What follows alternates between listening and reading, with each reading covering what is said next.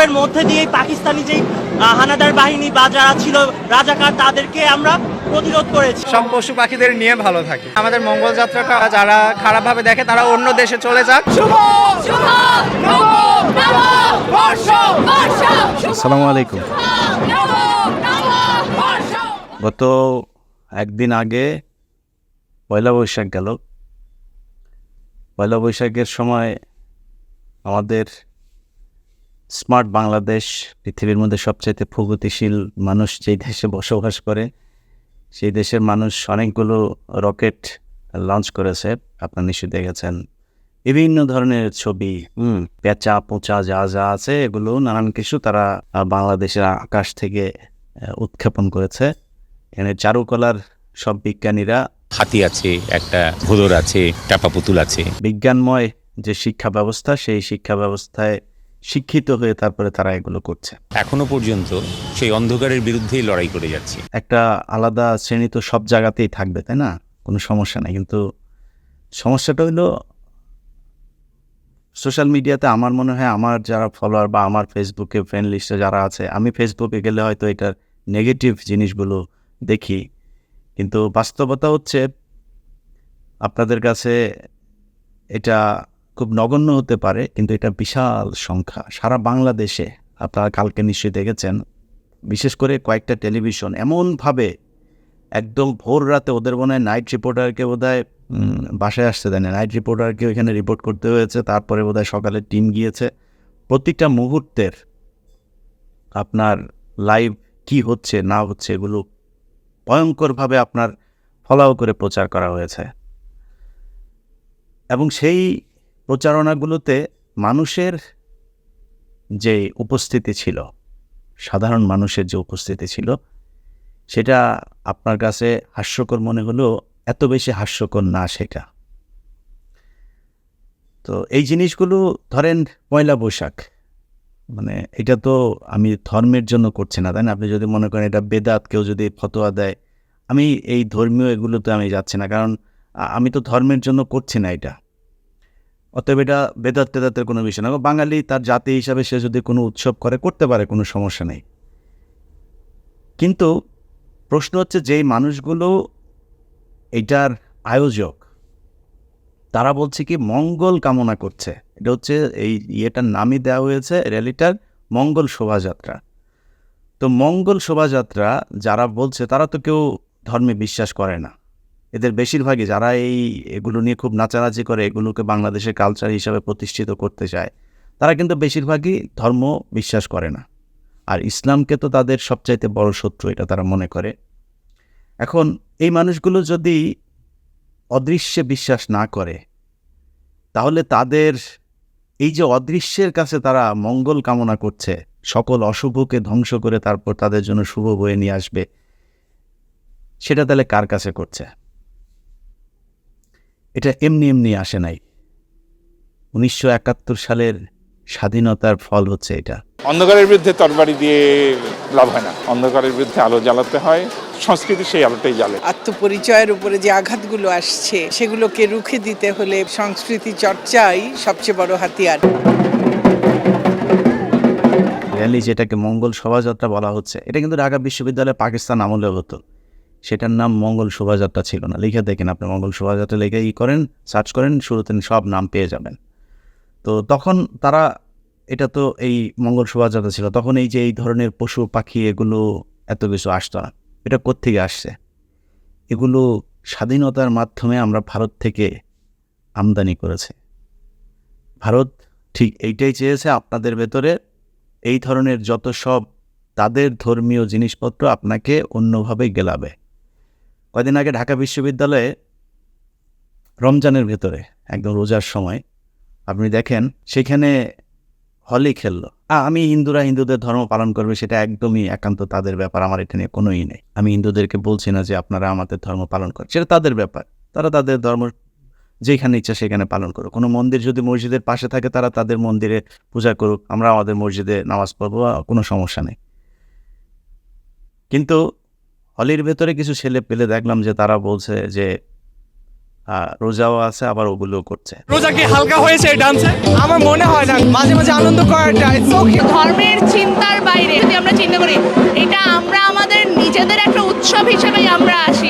রোজা রেখেছি, রোজা ধর্মের জায়গায় উৎসব সবার। তো তাদেরকে ওইভাবে বোঝানো হয়েছে যে এটা কোনো ধর্মীয় বিষয় না, কিন্তু হোলিটা কি, কেন, কিসের জন্য এটা কেন করা হয়েছে, এটা হিন্দু ধর্মীয় তাদের একটা পার্ট। এখন কেউ যদি আমাদের অনেক সুশীলরা বলে যে ধর্ম যার যার উৎসব সবার, তো ধর্ম যার যার উৎসব যদি সবার হয়, তাহলে আমাদের উৎসবের সময় এত সমস্যা কেন? কুরবানির সময় কতটা গরু, কতটা খাসি জবাই হইলো, সেটা নিয়ে এত টেনশন। তো কালকেও তো অনেক ইলিশ মাছেরও তো প্রাণ আছে। আপনারা তো যেটা বলে থাকেন যে সব প্রাণেরই সমান মূল্য আপনাদের কাছে, বিরাট আকারে কুত্তা টুত্তা নিয়েও আপনাদের বিশাল ভালোবাসা, শুধু মানুষকে নিয়ে, মুসলমানদের নিয়ে আপনাদের কোনো ভালোবাসা নেই। তো আপনি এত ভালোবাসা যে দেখাচ্ছেন প্রাণের জন্য, পয়লা বৈশাখে যে সারা বাংলাদেশে লক্ষ লক্ষ ইলিশ যে আপনারা জবাই করে খাইলেন, তার প্রাণ নাই? তারও তো প্রাণ ছিল, সেটা নিয়ে কেন কোনো আলোচনা নাই? মূল বিষয় হচ্ছে এগুলোর মাধ্যমে আপনাদেরকে তাদের যেই হিন্দুত্ববাদের যেই কালচার, সেটা আপনাদের ভেতরে ঢুকানো হচ্ছে খুব কৌশলে। যেসব মানুষ এইসব জায়গাতে এই উৎসব মনে করে যাচ্ছেন, পয়লা বৈশাখ উদযাপনের অনেকভাবে উদযাপন করে, আপনি উদযাপন করেন, সমস্যা কি? অনেক কিছু উদযাপন করে না মানুষ, সেভাবে উদযাপন করেন, কিন্তু এখানে কি কি প্রাণীগুলো দেওয়া হয়েছে, সেই প্রাণীগুলো কোন ধর্মের কোন কোন দেবতার প্রতীক হিসাবে ব্যবহার হয়, এগুলো একটু জেনে নিয়েন। তারপরে আপনি আপনার সন্তানকে ওইখানে পাঠান নাকি না পাঠাবেন, কি করবেন, সেটা আপনার ইচ্ছা। বাংলাদেশের 18 কোটি মানুষ, এই 18 কোটি মানুষের ভেতরে এখন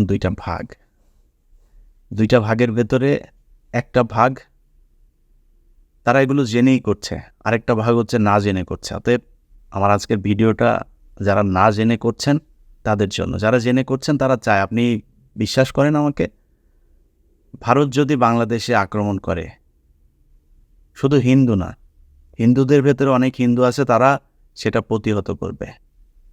সেটার সংখ্যা কত হবে সেটা আমি জানি না, কিন্তু একটা শ্রেণী আছে। আমরা তো মানুষের সাথে চলাফেরা করি, তাই না? তারা বলে আমার দেশ, আমার স্বাধীনতা থাকবে, তুমি আমার দেশে আক্রমণ করবা কেন? কিন্তু এর বাইরে আরেক নামধারী আরেক নবীর উম্মত আছে, তাদের কথিত নবী আর কি, তারা দেখবেন সবার আগে একটা বিশেষ রাজনৈতিক দল, তারা সবার আগে তাদেরকে ওয়েলকাম করার জন্য ফুলের মালা টালা নিয়ে বর্ডারে যায়, তারা থাকবে খামন ওয়েলকাম। এই হচ্ছে বাংলাদেশের, একদম বিশ্বাস করেন এটাই বাংলাদেশের মূল জায়গা। স্বাধীনতার পক্ষ আর বিপক্ষ এই দুই ওষুধ গিলিয়ে আপনার দেশের সংস্কৃতি, আপনার ধর্ম, আপনার মেধা সব কিছু ধ্বংস করে দেওয়া হচ্ছে। পয়লা বৈশাখের কারণেই কিন্তু বাংলাদেশ স্বাধীন হয়েছে, এটা একটা রিজন। এই উৎসবের মধ্যে দিয়ে পাকিস্তানি যে হানাদার বাহিনী বা যারা ছিল রাজাকার, তাদেরকে আমরা প্রতিরোধ করেছি। ঢাকা বিশ্ববিদ্যালয় এখন কি সারা পৃথিবীতে, আপনি জানেন কয়দিন আগেও যে রিপোর্ট বের হলো, গবেষণায় বাংলাদেশের ঢাকা বিশ্ববিদ্যালয়ে কোনো কিছু নাই। আপনাদের অনেক প্রগতিশীল মনে করতে পারেন, পাকিস্তান আমাদেরকে কি দিয়ে গিয়েছে, পাকিস্তান সব ধ্বংস করে দিয়েছে, এখন আমরা প্রগতিশীল হয়েছি। পাকিস্তানের যেসব জিনিস আমি ফলো করি, মনে করেন প্লেয়ারদেরকে ফলো করি, ক্রিকেটারদের, আমি তো তাদের বউদের দেখি, সব তো অর্ধ উলঙ্গ। এই ওয়াসিম আকরামের বউ দেখলাম অর্ধ উলঙ্গ, শোয়েব মালিকের বউ, এদের তো মানে এদের ওইখানে তো কেউ মেরে ফেলছে না তাদেরকে, তারা বোরকা পড়ছে না বলে মেরে ফেলছে না। তো আপনি ন্যাংটা হইলেও আপনাকে কেউ দেখবে না রে ভাই, কারণ দেখতে তো সুন্দর লাগতে হবে, তাই না? আপনার এই পাকিস্তানিরা যে স্মার্টনেস তারা ক্যারি করে, ওইটা মারা গেলেও আপনি যাইতে পারবো না আমরা, কারণ আমরা দেখতেই ওইরকম না, আমরা দেখতেই অসুন্দর। তো আমরা ন্যাংটা হইলেই কি না হইলেই কি, লাভ নেই। তো ন্যাংটা হয়ে আরও কী দেখাবেন? ন্যাংটা হয়ে দেখাবেন মানে অসুন্দর জিনিসগুলি দেখাবেন, অসুন্দর জিনিস তো মানুষ দেখতে চায় না। সো আপনারা বলে থাকেন যে আপনারা বিশাল স্মার্ট, পাকিস্তান হচ্ছে একটা রাষ্ট্র। পাকিস্তান কি কি উৎপাদন করে একটু দেখেন। পাকিস্তানি বিভিন্ন ইলেকট্রিক পণ্য, মোটরসাইকেল পর্যন্ত তারা করে, তারপরে অস্ত্র উৎপাদন করে, তাদের নিউক্লিয়ার বোমা আছে। সো পাকিস্তানের সাথে পাল্লা দেওয়ার মতো এতই হয়নি, শুধু তাদের রাজনীতিবিদদের কামড়াকামড়ির কারণে দেশটা উঠতে পারে নাই। কিন্তু পাকিস্তান থেকে আলাদা হয়ে আমার দেশে কি হয়েছে আপনি দেখান। এই আজকের যে সংসদ ভবন, অনেকে বলে থাকে পাকিস্তান আমাদের কিচ্ছু করে নাই, খুবই করেছে, এটা তাদের করা। এটা ঢাকা বিশ্ববিদ্যালয়ের উন্নয়ন, ওই সময় পাকিস্তানের সময়ে ঢাকা বিশ্ববিদ্যালয়ের অবস্থান ওয়ার্ল্ড র্যাঙ্কিংয়ে কত ছিল ওইটা দেখেন, আজকে দেখেন কি অবস্থা। বাংলাদেশ পাকিস্তান থেকে আলাদা হওয়ার পরে আমাদের আদমজি গিয়েছে, আমাদের মসলিন গিয়েছে, আমাদের জামদানি গিয়েছে, কোনো শিল্প কারখানা কোনো উৎপাদন হয় নাই। কি হয়েছে? আমাদের কিছু ফ্লাইওভার হয়েছে। সেই ফ্লাইওভারের কারণ কি? আমরা বিদেশ থেকে লোন নিয়েছি, লোন নিয়ে তারপর ফ্লাইওভারগুলো বানালাম। সেই টাকা শোধ দিবে কারা? এর গত 6 মাস আগেও আপনার অলরেডি লোনের কিস্তি শোধ দিতে সরকারের দম বের হয়ে যাচ্ছে। তো সামনে তো আরও কঠিন পরিস্থিতি হবে। এখন না হইতে পারে, কারণ হচ্ছে আমাদের তো মানে মানুষকে তো এখন তৈরি করা হচ্ছে এইভাবে। মানুষ শুধুমাত্র 18 পার হওয়ার আগেই সৌদিতে যাও, দুবাই যাও, কাতার যাও, বাহরাইন যাও, ওমানে যাও, যায় তারপরে কামলা খাটো, দেশে টাকা পাঠাও। ও ভালো আছে না আছে, ওর ফ্যামিলির সাথে ওর কতদিন পরে দেখা হচ্ছে, সারা জীবনে দেখা হবে কিনা, সেই টাকা সংসার চলছে কি চলছে না, ওর সেটাতে উদ্বৃত্ত থাকলো কিনা, কোনো ক্যাশ ক্যাপিটাল জীবনে গুছাইতে পারলো কিনা, সারা জীবন কামলা দাও, দেশে ডলার পাঠাও, সরকার লোন নিয়ে ফ্লাইওভার বানাক। আমার কোনো কিছু নাই। আমার দেশের বুয়েটকে এখন আপনার এই চারুকলার বিশ্ববিদ্যালয়ের শিক্ষার্থীরা এখন যায় তাদেরকে কন্ট্রোল করতে চায়, ওদের নাকি রাজনীতি জানা দরকার। সো ওইটাকেও ধ্বংস করার জন্য পায়তারা করছে। আপনি চিন্তা করেন, আমাদের দেশে ব্রিজ হয়, কালভার্ট হয়, আমাদের ফ্লাইওভার হয়, আমাদের মেট্রো রেল হয়, মানে আমাদের ইঞ্জিনিয়ার কই? বুয়েট থেকে পড়াশোনা করে তো আমার দেশ সার্ভ করবে, কই? কেউ থাকে না এই দেশে, সব চলে আসে দেশের বাইরে। সরকার তাদেরকে ওই জায়গায় বসায় না, তারা বসায় তাদের প্রয়োজনে যাদেরকে দিয়ে লুটপাট করা যাবে সেগুলো। আমি শুধু এই সরকার নিয়ে বলছি না, সব একইভাবেই চলছে এই স্বাধীনতার পর থেকে। তো এইভাবে এই পাকিস্তান আমলকে আমাদের সাথে একটা কনফ্লিক্ট তৈরি করে দেওয়া হয়েছে, তারা খুবই করতো।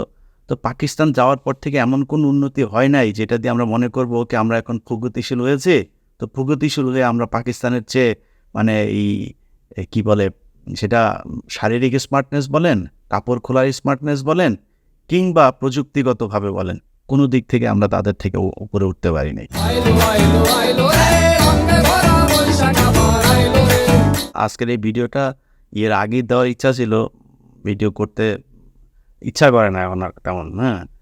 তো আজকের যে ভিডিওটা যারা দেখবেন, সামনের বছর এই মঙ্গলের যে শোভাযাত্রা, এই শোভাযাত্রার ব্যাপারে আপনার পরিবার, আত্মীয় স্বজন, বন্ধু বান্ধব, সন্তানদেরকে সাবধানে রাখবেন।